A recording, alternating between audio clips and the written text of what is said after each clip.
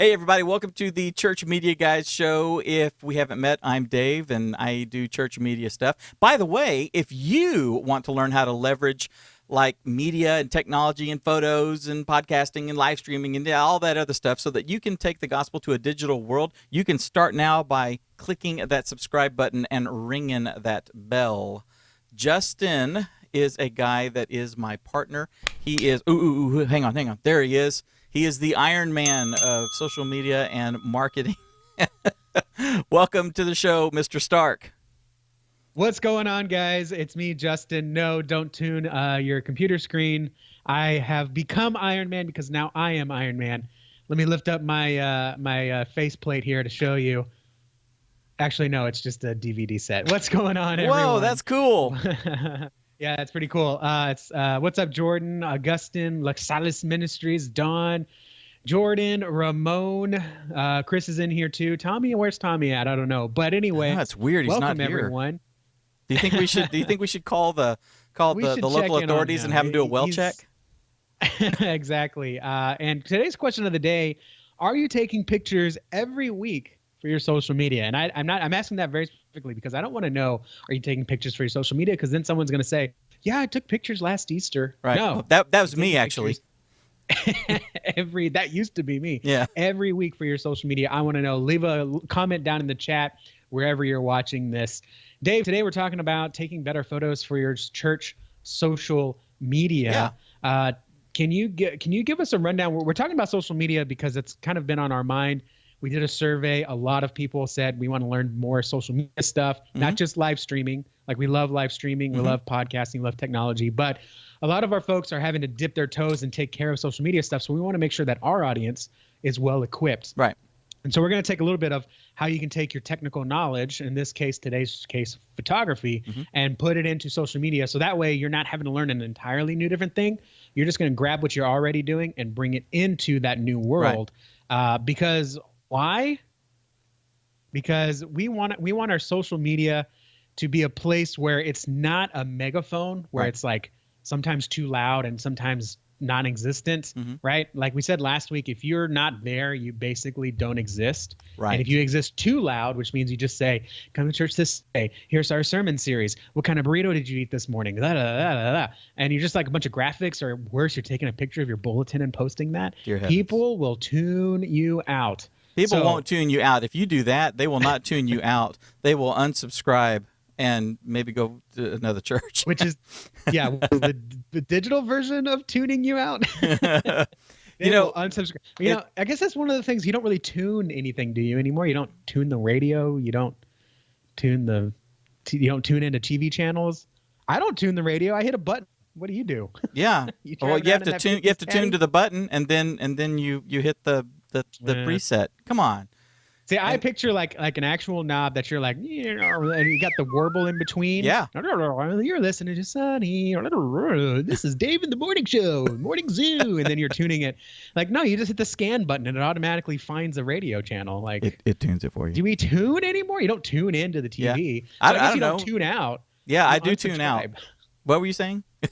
I used to tune my trombone.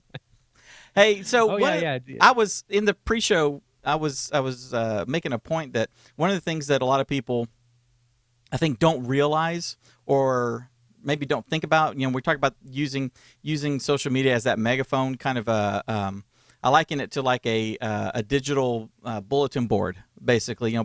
Still at my mom and dad's church. It's so funny. I was walking down the hallways and there was like 3 bulletin boards, and they all had whatever the little focus was. But there's still a picture of this, and there's a sign-up sheet and all this kind of stuff. And it's like that's what we're using social media for.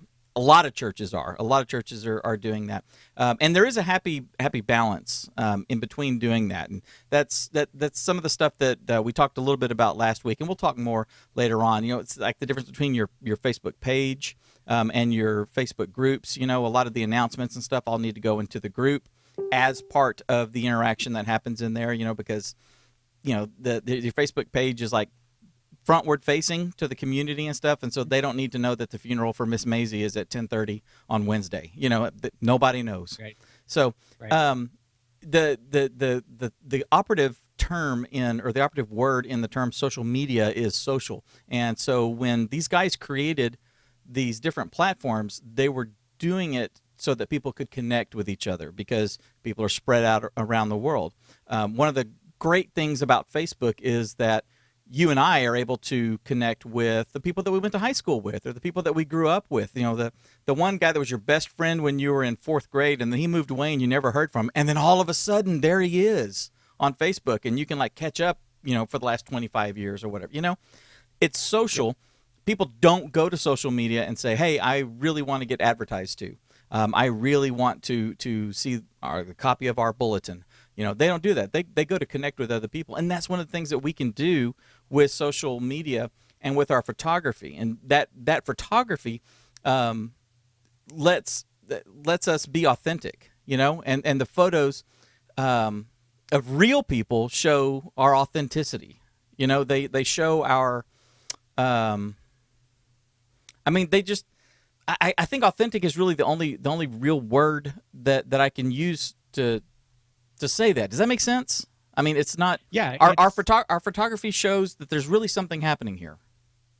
Yeah, we're really backing up what we're saying, right? Because there's something about just saying, "Hey, you're welcome here," and there's something else about showing a picture of someone who is not your typical 50-year-old white family going to church that so many people incorrectly, but so many people think that church basically exists of. Right. And so when you show that, you know, anyone is welcome here, and then you show that biker guy with the beard and the unkempt hair and the leather jacket walking in with whatever headphones on or whatever, you show that, yeah, this person is welcome here. Right. You know, and you know, I wouldn't use this per se. I wouldn't use this per se, but we had a car come that had in our church parking lot, and had a car come and had a very inappropriate bumper sticker on it. Right. And someone was like, "Hey, pastor, did you see this car in the parking lot?" And pastor was like, "Yeah, I'm glad they're here." You know, right? Like we don't want to post that picture on social media,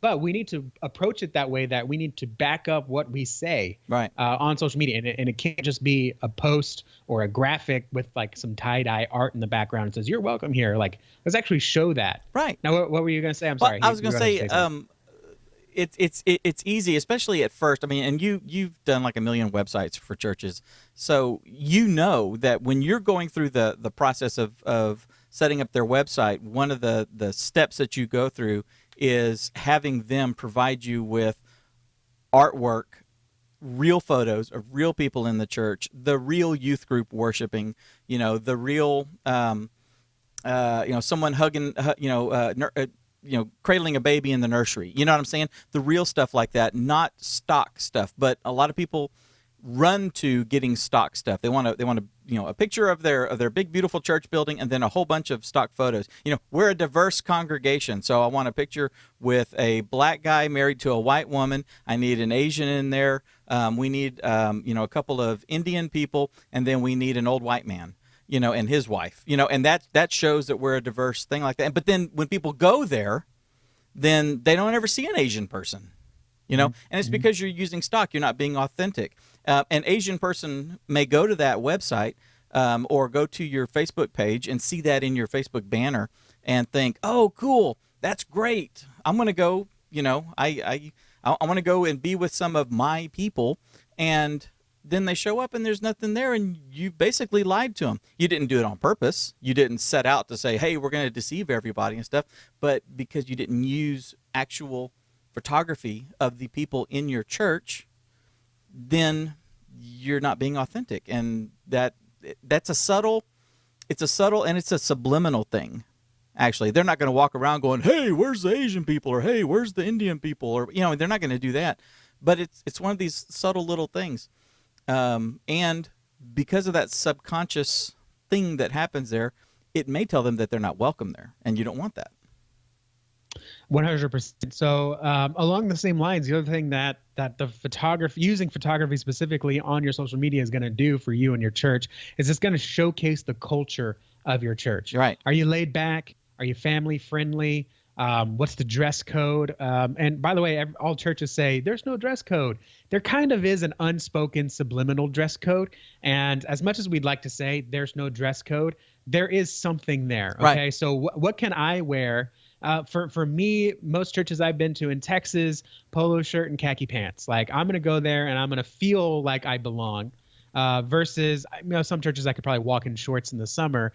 Versus if I walk in somewhere dressed like that up north, like in Chicago, and I come in wearing a t-shirt and shorts, people are going to look at me kind of funny. Number one, right. Aren't you freezing right now? Right. But there might be a different, might be plaid. If you go out to the Midwest, maybe more people wear plaid or jean button-up shirts right. or something like that, denim. And so like I'm not specifically saying like put a dress code on there. Like you may really have like no written dress code, but when I see the culture of your church, Are there young people there? How are they dressing? Is my kids going to be okay? Are they going to have a children's area? We visited a church last weekend that we assumed had a children's program, but it only went up to kindergarten. So we just kind of by surprise took our first grader into church with us. And we just weren't ready for that because we didn't get that. We saw they had a large children's or a good children's online. Mm-hmm. We just didn't realize it was kindergarten and below. Right. So if I had been paying more attention and if they had posted more, photos of kids in worship, I could have seen that was a part of their culture and have been prepared. So you really want to use photography to capture the church life and the culture of your church. And again, back up what you say. Now you don't back up the bad things, right? Like we have a dirt parking lot, sorry. But you highlight the good things. You put your best foot forward. Mm-hmm. Instead of like deceiving someone, you're putting your best foot forward. And when you have something, when you are doing an announcement type thing, when you have this photography, we say don't use stock photography. Don't use third-party stock photography is what we're really saying. Use what you have. So if you're going to do, we do like a children's, like a Saturday summer bash type thing where we have, giant slip and slides and the bounce houses that have waterfalls in it. The ones I'm talking about. Yep. We do stuff like that. And so what we don't want to do is have a picture, showcasing the swimming party or something like that of someplace that's not there, or with people that aren't there. If I take pictures of the one that we did last summer, then I have that stock that I can pull from. I can say, oh, this is a great picture of, of Ernie going down the slip and slide and the water splashing and all that sort of stuff. Now, we put that up there with the ad, or we put that up there later after the event and stuff. We have those resources. We don't have to go and make something. And again, that showcases the authenticity, and showcasing the environment. Oh, this place loves kids, or these people. The pastor has a sense of humor. While you're dumping water on him or something. Yeah. So I just posted a link in the chat, and we'll have it in the show notes. We do have a guide, 77 photo ideas to build your stock photo library. Yep. churchtrainingacademy.com/DIY photo. You can go there and that'll give you 7 things to start taking pictures of.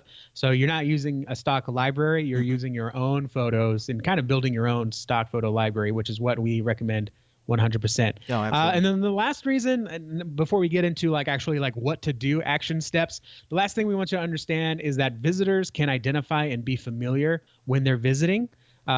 When you take photos specifically for social media. So you have these photos hopefully by now on your website, some stuff that they can gather on, and people will click through your social media to go to your website to learn more and see what to expect. But in the moment, you want them to identify with a little bit of what's going on inside your church and be able to kind of familiarize themselves. Just like I can go to restaurant's website and I can look at all the food and I can look at it and it's really good, but I can also go to their social media and see exactly what Suzanne wrote about her meal on Thursday night. Yep. I can see the picture that someone Instagrammed and hashtagged on the dining room. And when I walk in, I can say, well, there's the curb appeal from the website, but that's the wine cellar special room that so-and-so ate at and tagged on social media. So I can see a little bit more of the puzzle pieces coming together. And instead of relying on other people to do that for you, you can do that for yourself as well, until eventually people can see and get familiar with, hey, there's the blue wall, the big blue wall at the kids center that I saw on social media that kids are taking photos in front of, so it kind of brings people into the fold a little bit easier when you have those photos that visitors can identify with. Very much so. Now, one of the things that you need to know, and there are some people that can't be photographed for safety reasons. There are some people that are really self-conscious and don't want to be photographed. So you need to get permission, and it's especially when it comes to people that need safety. That need to be safe. That can't.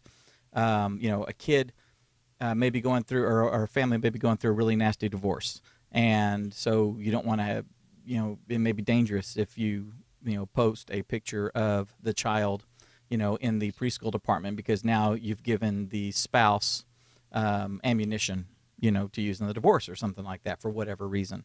You have to be careful with stuff like that. Getting permission doesn't always mean, though, that you have to walk around and ask everybody's permission before you start taking a bunch of candid shots. One of the things that we do at our church, Justin, is when you join our church, just as you're going through that process and as you're going through like the new members class and that sort of stuff, all of that is explained. We tell them, hey, we video around here, so at any given time there's going to be people taking photos and stuff like that.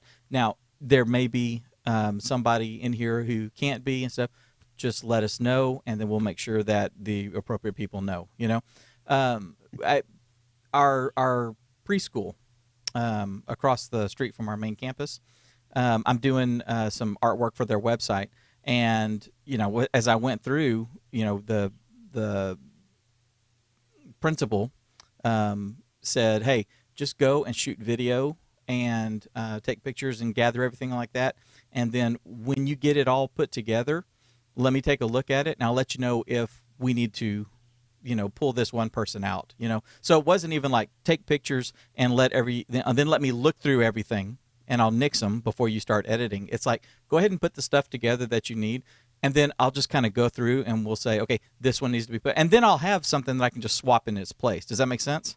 Yeah. Yeah. 100%. I like that. It's important to do that. And even at our school, when they sign up to go to the school, it's part of the process to go, hey, you're granting us permission to use your kid or your likeness, for promotion and publicity and stuff like that. It's the same thing at the church. And if you're worried about it, you can always put little signs up, at the entrance of your church or in the hallway or something like that, that say, photo and photography may be in progress, something like that.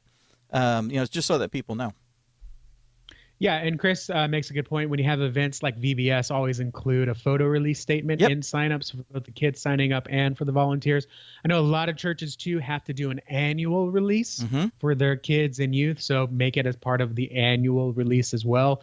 That way, just anyone coming in, you basically have a good idea. You can also, my last church did this with our new pastor, and I thought it was kind of a slog at first, but I really do appreciate the detail that went into this. Even when you have something like we did, what would you call it, a block party, we asked everyone as they came in to go ahead and sign in for the raffle, and as part of that sign in, we got their information, their email. We could cross-reference them with our Facebook ads, but also there was a checkbox that said, is it okay if we take your photo? And then so that way we just knew, because we had a lot of people that were not part of our church. We didn't know them, but we knew who we could and couldn't take photos of. Now, I do want to also mention here before we move on, get permission not only from the kids and students, because you're not going to just be taking pictures of kids and students, but also make sure your leadership is on board. Don't just go maverick and start taking photos of your church. You can sometimes come across as like, man, what's this guy taking so many photos for? Right. But if you talk to your pastor, your leadership, and say, hey, I want to take more pictures for our digital media, for our library assets, and then of course for social media, just say, hey, is it okay if I start carrying my camera every week, every other week, start taking photos?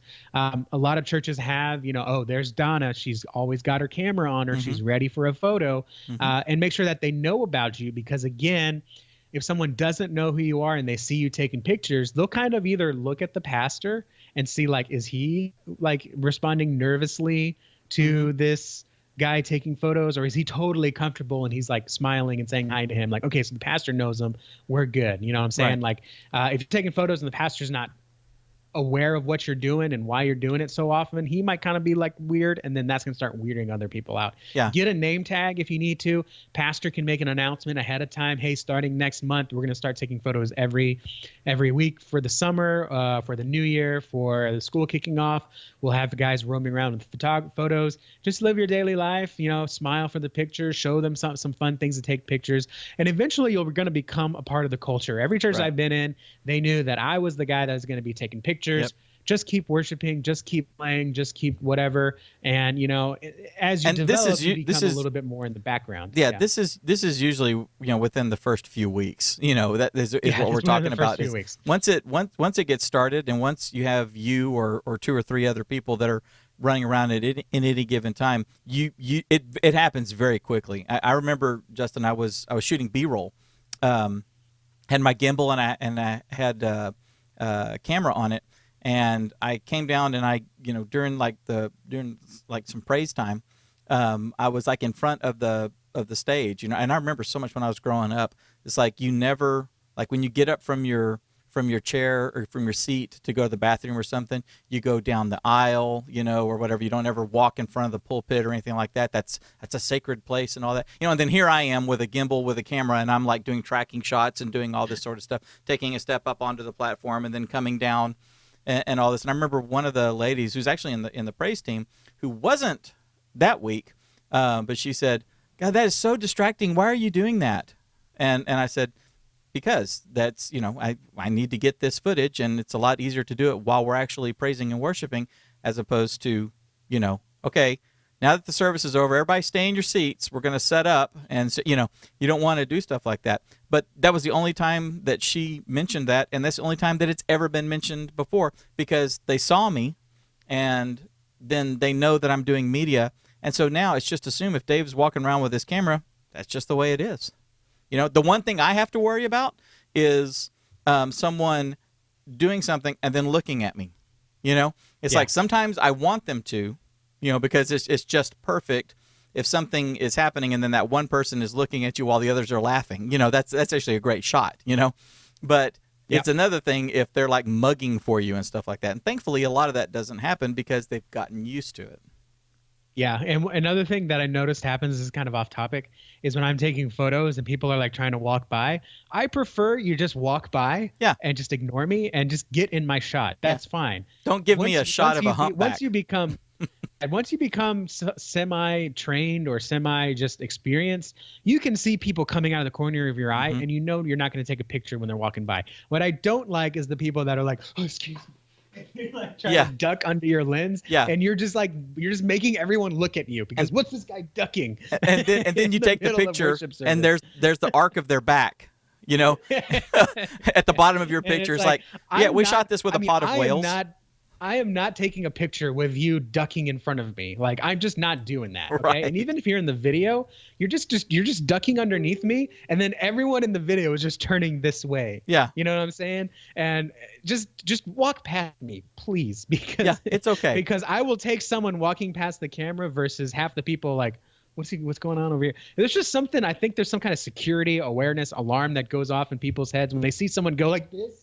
Everyone's like, what are they ducking for? It's really awkward. And I see it all the time. Sometimes I watch your guys' live streams, church live streams, and people will like exit the pew or the row and they'll come down and they know the camera's there. And so they'll kind of like do the slouching walk. And I can see now they're several the people in your congregation are like watching you. Yeah. Do the crouching tiger. What is that goofball doing? Yeah. So just tell people, like, if they duck or whatever, just tell them you don't have to duck. Just walk past me. Make that a part of your photo culture. I'm sorry. That was totally random, but I had to get that off my chest. If that, Chris said he doesn't like people stopping when he's trying to get active shots of people crossing. Just do you, and I'll work around it. All right, so let's get into so we got the permission. Yeah. We went over the why. We went over the prep. Let's go into actually getting the shots.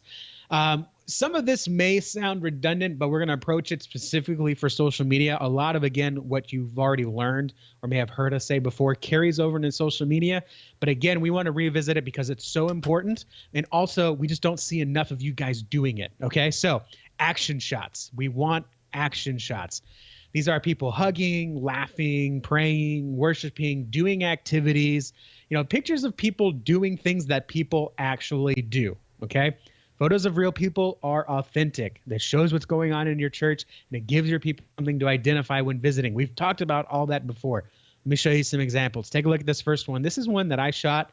This was a new member joining the church, and we do the thing, everyone line up and come greet the new member. So this was, this was just belonging, right? You see different ages mixing together. You see different races together. If you have that kind of worldview and that's important to you, you've got people interacting in the foreground and the background. It was just a really good shot, a little heavily edited, but it's a really good shot. Now take a look at shot number 2. This is our kids at camp. They're having fun. They're dancing. The adults are getting along with it. Goofball in the middle is, having fun. It's everything's going on here and everything's going really well. So, it looks like fun. It's not just, it's another camp or whatever. Like you would think that maybe this is like at high school where the kids are in the culture and they're just having so much fun. Doing their thing. Take a look at action shot. What's up? I said they're doing their thing.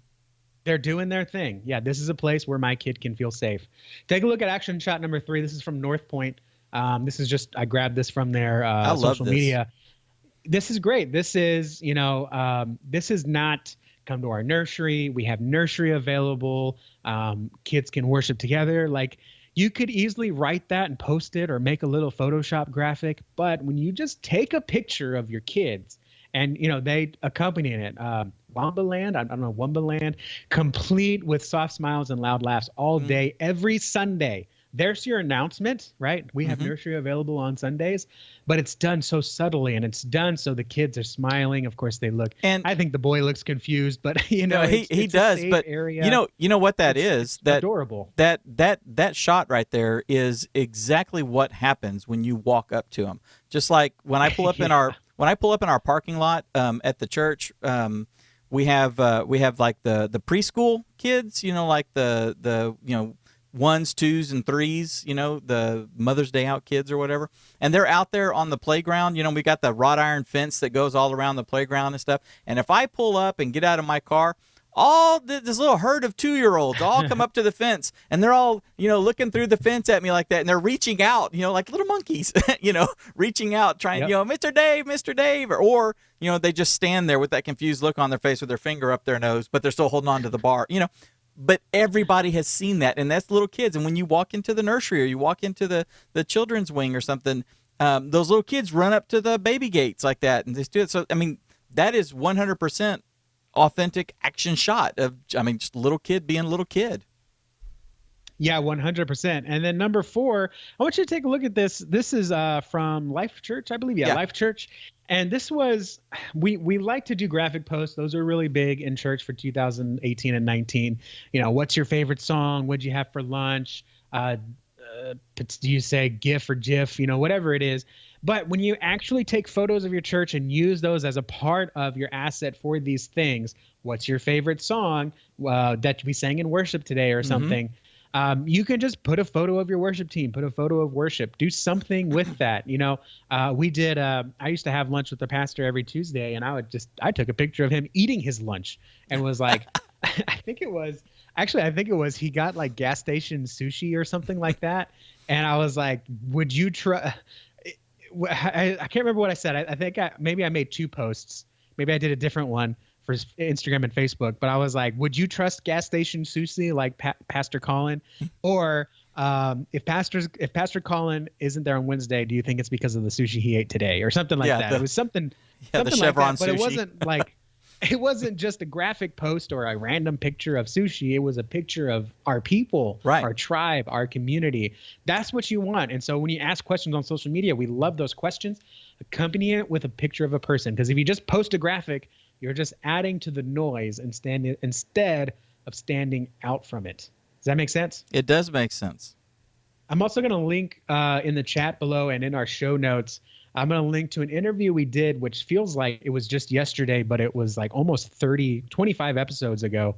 I know good math, but with our interview with Ben State, where he goes through some really good shots to take that tell stories just in the photography alone. So go watch that, churchtrainingacademy.com/069. That was our 69th episode with Ben Stapley.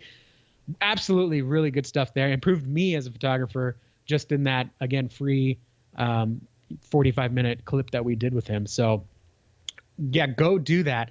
And then let me go ahead and mention, before we go on to the third thing, Dave, before I let you take over for the tech stuff, let me also mention that you don't have to do this on your own.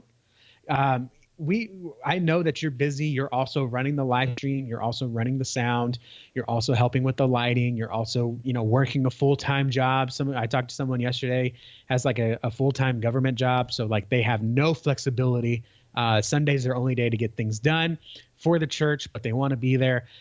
I want to remind you that you don't have to do this on your own, and photography 100% does not have to be done on your own. You can build a team. We've talked about it before. We've done a few resources, but our friend Rob Lauder over at Church Photographers just released a brand new course called How to Lead a Church Photography Team. And he goes through how to build it up, how to build them up, how to build yourself up as a leader, and a lot of the administration it takes to, not only the administration to run a team, but also how to keep it running itself and build itself. So I want to just mention them. You don't have to do it yourself. So go to churchtrainingacademy.com/CP photo team. CP as in church photography. I'm not good at making URLs, but the link is down below. Get it in the chat, get it in the show notes.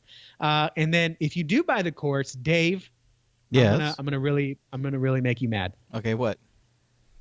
If you do buy the course and you use our link in the show notes or in the chat, and you do decide to buy the course, you have to use our link. If you do buy it through our link, I'm going to give you a free year of CTA Insiders. Oh, cool. That's good. Yeah, let's do that. Why not? Okay. Yeah. I mean, it'll be a double, just a double dose of value. We're just going to amplify what he's teaching. We're going to do that. Yeah. And we're the only ones that are going to do that. Everyone else I know that's telling people about the photography team, they're not doing anything like that. So use our link, churchtrainingacademy.com/CP photo team. It's in the show notes, link down below. We'll also be talking about it in emails, news all week. Use our link. If you do buy the course, you not only get the course, you'll also join the Insider Program for a year for free. You get all our courses, training, and then you get to meet with us twice a month in Mastermind. Yeah.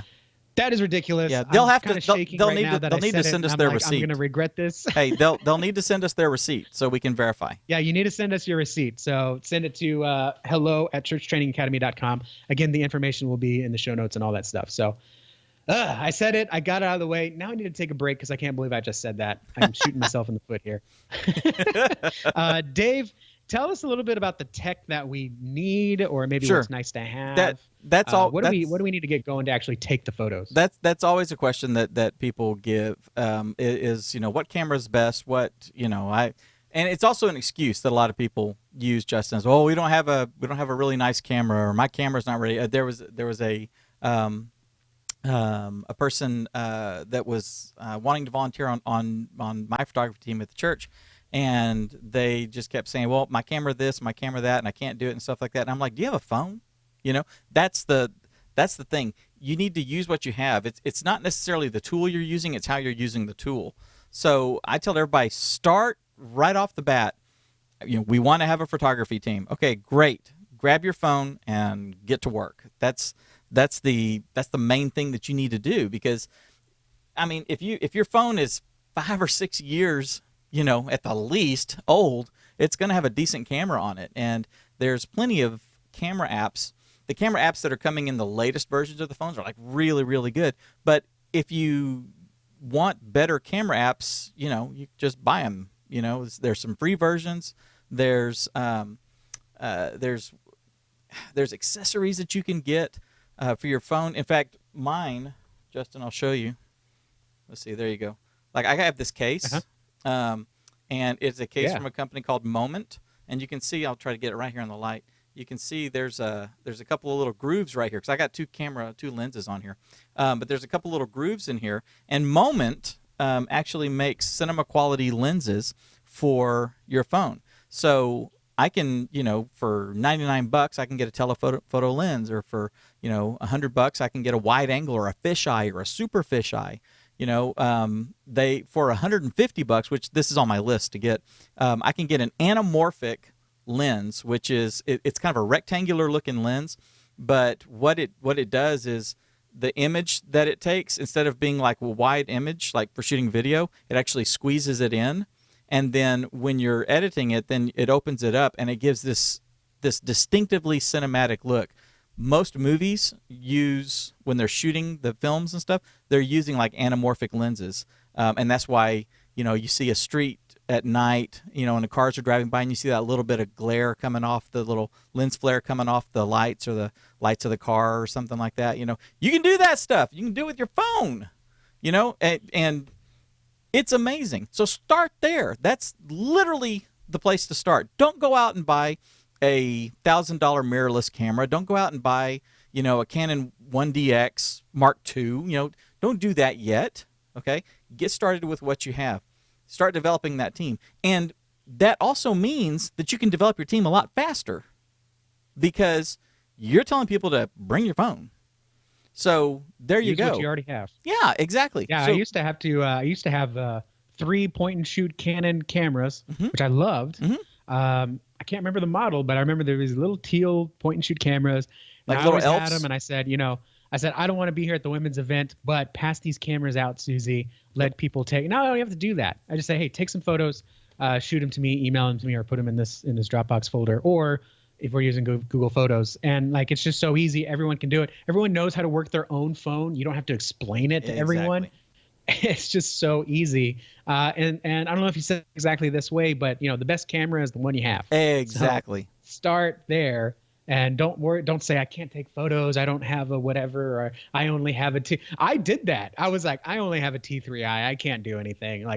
And you were like, T3i is still a really good camera. It's a darn good camera. It's not the body. I was like, it's not the back. It's the lens.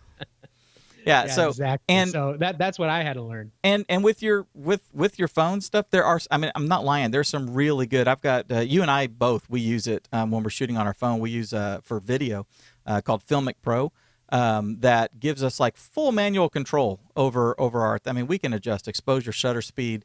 We can do all kinds of crazy stuff with it, as if we were doing it on a really expensive, on your T3i, or on a GH5 or something like that. So yeah. Jump in, and literally, guys, that means that this weekend you can start taking pictures. In fact, we expect you to. 100%. 100%. Now, and then also editing. We need anything for edit. So, I tell people, if you're using if you're an Adobe user, you've got Lightroom right there at your fingertips. You need to use that. If you don't, then if you're a Google user, which 90% of us are, then Google Photos is fantastic for both organizing, categorizing, sharing, editing, all that sort of stuff. It's all right there. And then if you don't have the Adobe suite but want something that's really powerful like Lightroom, there's a free app called Darktable that I've not played with yet, but I was looking through it because there's actually quite a few different alternatives to Lightroom, things that behave like Lightroom and do all the darkroom features and the developing and the processing for RAW and all that sort of stuff. And when I was looking for one that you and I talked about a while back, but I found this Darktable and I was like, man, this is almost a clone of Lightroom. So I'm going to play with it, and I have a feeling you will too. But it's cool that they're out there. And what, again, is really neat, we go back to this. If you're shooting raw photography, you know what RAW is, right, Justin? Yep. Okay. If you don't, just real quick, I'll tell you. When you're using a camera and you take a picture, the shutter opens up and the light gets written onto the sensor of the camera.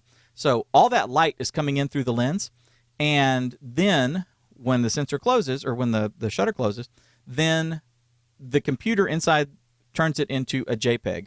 And what it does, a JPEG is a compressed file. So it's not, it takes it takes something in dark, and it's like it may take, I don't know, 15 different variants of black, and then say these are all black, and so it just makes all of them black. So you don't get, gray, dark gray. You get a gray, and then you get kind of somewhere, in between, like it's 75%, and then the next step is like 100% instead of everything in between, right? So you get a smaller file size, but you still get a really good looking picture, and it like saturates it a little bit and sharpens it a little bit and does all this, and then gives you, so it does a bunch of work for you, and then gives you a JPEG, and then you can toss it out. Now, when you're shooting RAW, what happens is the sensor gets exposed, all the light comes in, and it just writes it all down. Whatever light is coming in gets written onto the sensor, and you then have 100% of what came through the lens, which means when you take it into something like Lightroom or Photoshop or a bunch of different development type of apps, you have the ability to actually go through the development process. And if it's overexposed a little bit, you can adjust the exposure, because all that information was captured. And what looks to be just like a whole bunch of white, and if it was in, say, a JPEG, it would have been just a whole bunch of white, and then you try to bring that exposure down, then it's like yellow, and not white. But when you're shooting in RAW, you've got tons more information, and you start recovering all those highlights. Oh, it's underexposed. Everything is so dark. Oh, look, I can re-expose it. I can develop it like I'm in a dark room. It's great. What's really cool, we go back to use your phone. Most of the phones out there now, and the software that's with them, you can shoot RAW on your phone. So you don't even have to have things. You can shoot a RAW photograph, take it into Lightroom, and treat it as if you'd shot it on a big expensive camera. Yeah, can I share something with you that I explained to my people? Share away. So you shoot RAW photos. It's like cooking with a raw egg. You grab a raw egg, you can do anything with it. Scrambled eggs, hard-boiled eggs. You put it in cake. But not put it on a cake, but use it in batter to make a cake. You can do pretty much anything you want with an egg when it's raw. Now, if I handed you a hard-boiled egg, it looks like an egg. You can eat it. You can find sustenance with it. You can take it apart and do some things. You can make some deviled eggs. You can use it in potato salad. You can use it in tuna salad.